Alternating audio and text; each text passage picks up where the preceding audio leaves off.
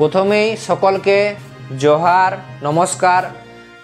আর আজকের ভিডিওর আলোচনার মূল বিষয় হতে চলেছে ঝাড়খণ্ড লোকতান্ত্রিক ক্রান্তিকারী মোর্চার ঘোষণাপত্র নিয়ে, অর্থাৎ টাইগার জয়রাম মাহাতোর যে নবনির্মিত দল রয়েছে ঝাড়খণ্ড লোকতান্ত্রিক ক্রান্তিকারী মোর্চা, এই দলের যে নির্বাচনী ঘোষণাপত্র সেই ঘোষণাপত্র নিয়ে।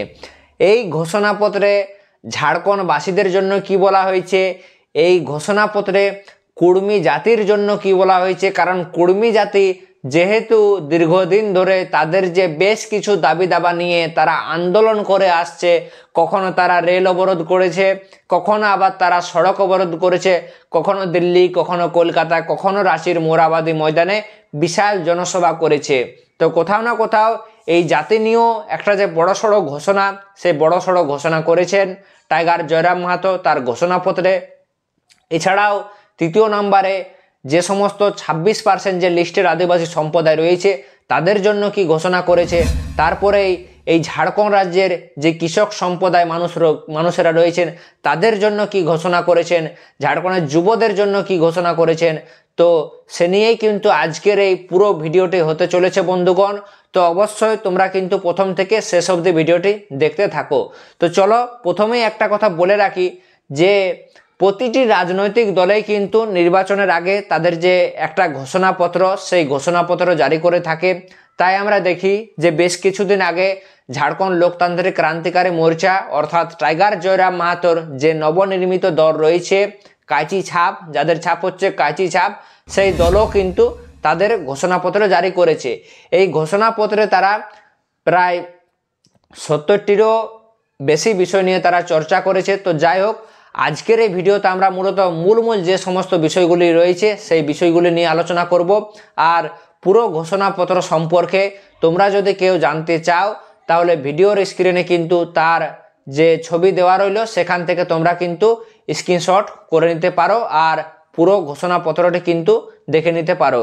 তো চলো প্রথমেই চলে আসি এই টাইগার জয়রাম মাহাতোর দল ঝাড়খণ্ড লোকতান্ত্রিক ক্রান্তিকারী মোর্চা প্রথমেই যে একটা ঘোষণাপত্র করেছে, ঘোষণাপত্রে প্রথমেই বলা হয়েছে যে 1932 সালের খতিয়ান 100 দিনের মধ্যে তারা চালু করবে।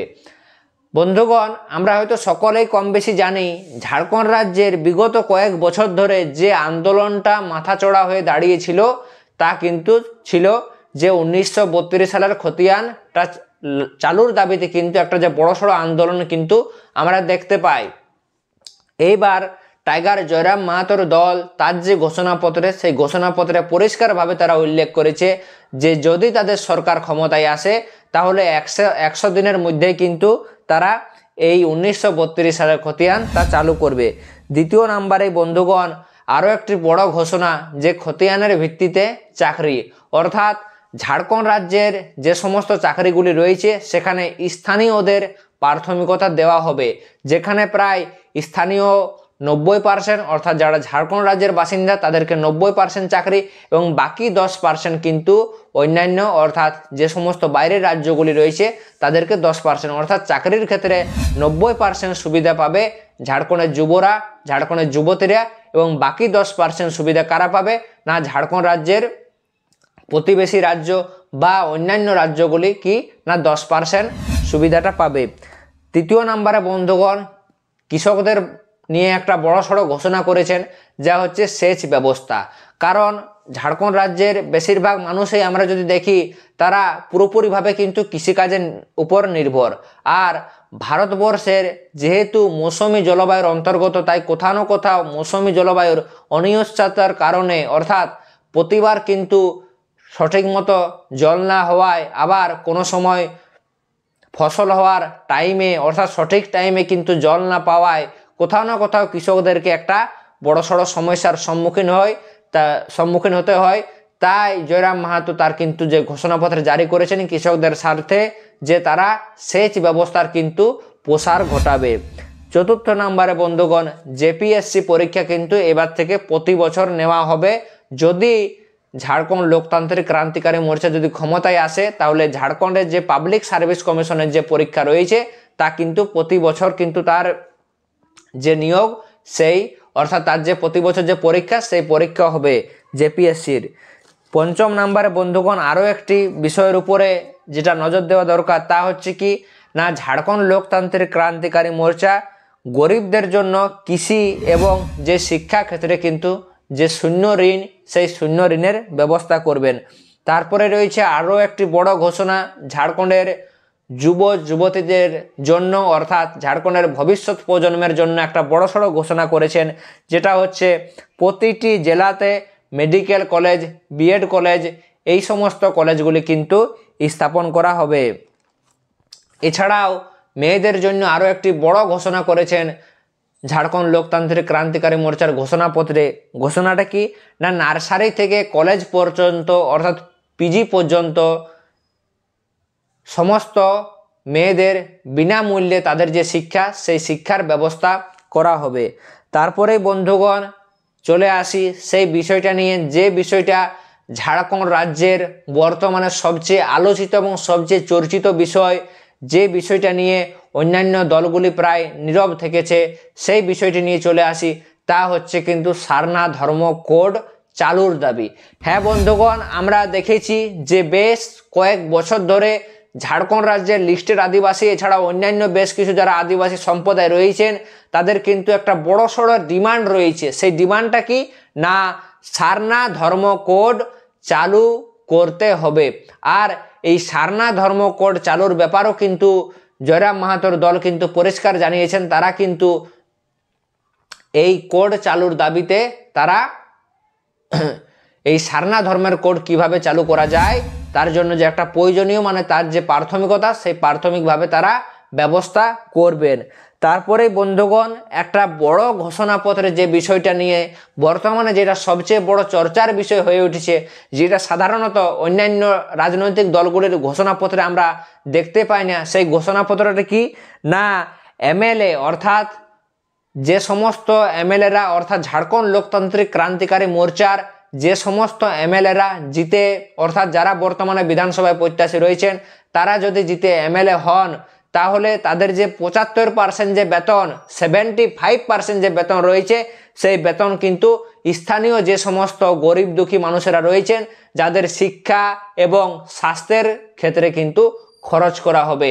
এটা কিন্তু একটা যে বড়সড় ঘোষণা, সেই বড়সড় ঘোষণা বলা যেতে পারে। অর্থাৎ কি না ঝাড়খণ্ড লোকতান্ত্রিক ক্রান্তিকারী মোর্চার যদি ধরুন টাইগার জয়রাম মাহাতো ডুমরি বিধানসভা থেকে জিতে এমএলএ হন তাহলে ওনার 75% যে স্যালারি যে বেতন রয়েছে সেই 75% বেতন কিন্তু কি করা হবে না সেই স্থানীয় যে সমস্ত গরিব ছেলেমেয়েরা রয়েছেন যারা হয়তো আর্থিক অসুবিধার কারণে যারা লেখাপড়ার সুযোগ পায়নি তাদেরকে লেখাপড়ার সুযোগ করে দেওয়া হবে এবং যে সমস্ত গরিবেরা যারা চিকিৎসার সুযোগ সুবিধা পায়নি তাদেরকে কি করা হবে না চিকিৎসার সুযোগ সুবিধা দেওয়া হবে সেই বেতনের মাধ্যমে।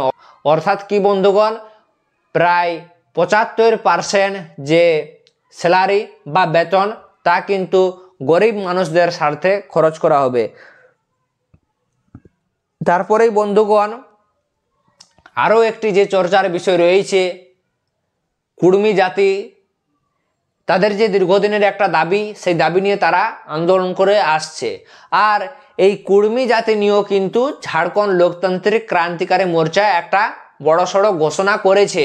তাদের যে বিষয় রয়েছে অর্থাৎ ঝাড়খণ্ড লোকতান্ত্রিক ক্রান্তিকারী মোর্চার যে ঘোষণাপত্র রয়েছে সেখানে কিন্তু এই কুর্মী জাতি নিয়েও কিন্তু একটা বড়সড় ঘোষণা করেছে। ঘোষণাটা কি না কুর্মী, ঘটোয়ার এছাড়াও অন্যান্য যে সমস্ত সম্প্রদায়রা রয়েছে যারা দীর্ঘদিন ধরে তারা লিস্টে আসার জন্য আন্দোলন করছে, যেমন আমরা দেখি যে কুর্মী জাতি এসটি হওয়ার জন্য যেমন আন্দোলন করছে, তো সেই নিয়ে কিন্তু একটা যে বড়সড় ঘোষণা টাইগার জয়রাম মাহাতোর কি না তাদেরকে ইডাব্লিউএস অর্থাৎ ইডাব্লিউএসের মতো তাদের যে একটা আলাদা যে কলাম অর্থাৎ পৃথক কলামের ব্যবস্থা করা হবে এবং তাদেরকে বিশেষভাবে সংরক্ষণের বিশেষভাবে সুযোগ সুবিধা দেওয়া হবে।